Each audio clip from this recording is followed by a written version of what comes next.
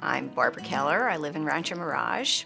I own California Bistros, two of them with my husband Jerry, Lulu, and Aquapazza. Giving is really getting back. It seems like there's some altruism involved, but really I think that we probably get back more than we give. And we try to give a lot. We love to give a lot in a variety of ways.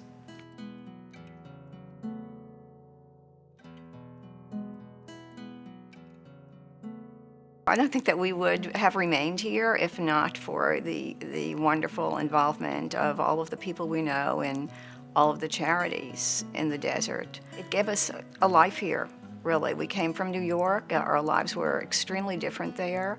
And once we got involved with everyone here who is so incredibly generous in so many ways, and I'm not saying just writing out a check, although that's a wonderful and necessary thing, but from stuffing envelopes to helping to put on fundraisers to teaching children in schools, volunteering to teach, which is really how I started out in the desert, and then became a docent at the museum. And I think there are 70, 80 docents at the museum, and so many wonderful volunteers, the volunteers at the Desert AIDS Project, and for Jewish Family Service. I can't even count them.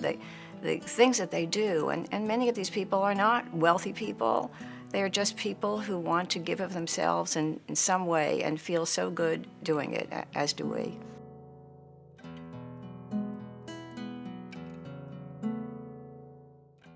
I think that we need to have a purpose in our lives.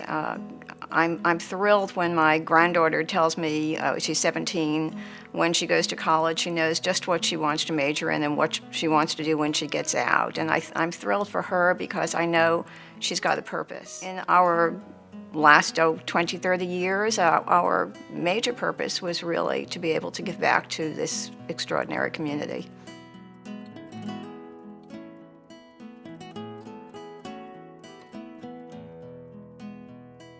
I think our kids follow by example.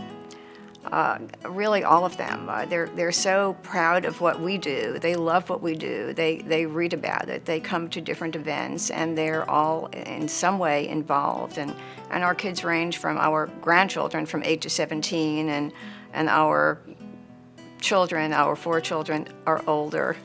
I can't even say how old they are, and they're all very much involved. Even if it's just in their kids' schools, they are giving of themselves and working and giving, and they love to do it, and they love that we do it, and we're very, very proud of them. I can tell you one story about someone who's not my own child. I was at a doctor's appointment a couple of weeks ago, and my doctor asked if I was going straight home from his appointment, and I said no, I was going to meet a young 29-year-old woman named Shandy Friedman, who is running something called the Sunshine Circle, which puts together Holocaust survivors and teenagers. And he said to me, Barbara, my daughter is involved in that. She's very involved, and she's a teenager in the Palm Desert High School. And I was so thrilled to hear that. You are never too young.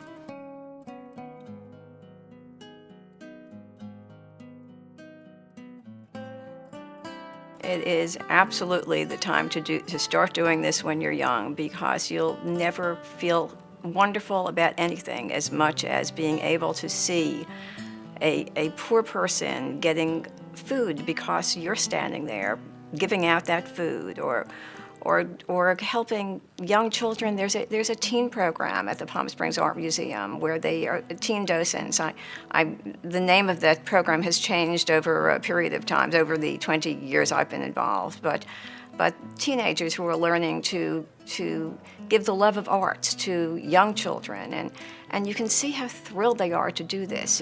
You need to pick something that really touches your heart, and even as a child, and that thing might change over time, or it may be multiples of things by the time you get to my age. You're just never too young to begin.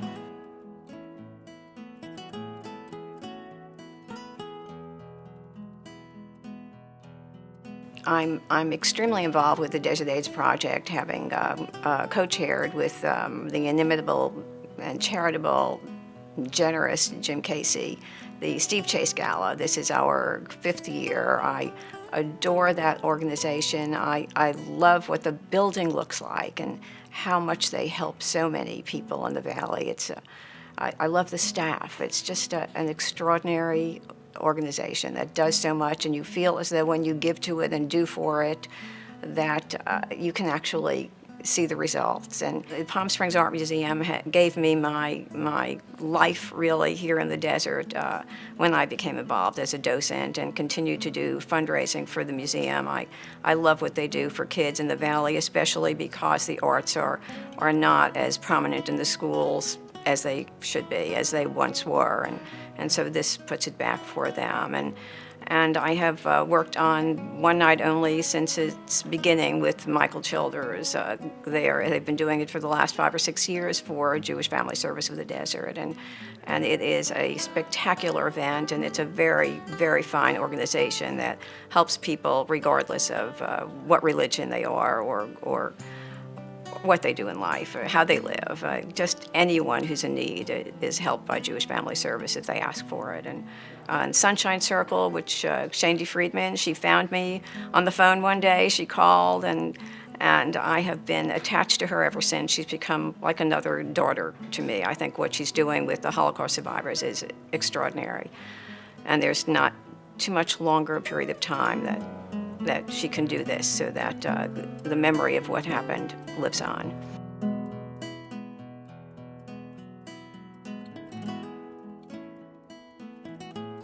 Really, there's almost no charity that isn't worthwhile. There's just so much money to go around, and so we have to be a little bit careful with that. But as far as doing, I think I'm giving about as much time as I can give, and it's really functions. And we do choose some functions because they're being chaired by friends of ours, and they help us and we help them. And this week I called Helene Galen, and we went down a list of 3 or 4 different functions and decided to share tables.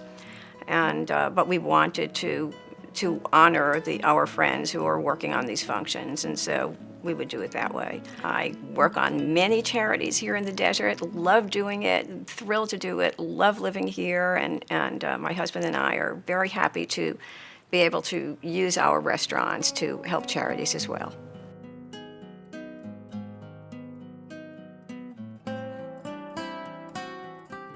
My dad is 100 years and 8 months. My mom died just short of her 100th birthday. My mom would sit with a stack of newspaper articles next to her about her daughter.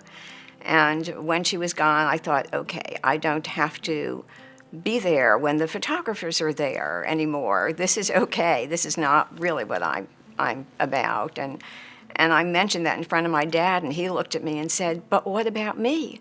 So I'm hoping we've got another 5 years from him, and I will stand there and let them take my picture. After that, I'll just stuff the envelopes.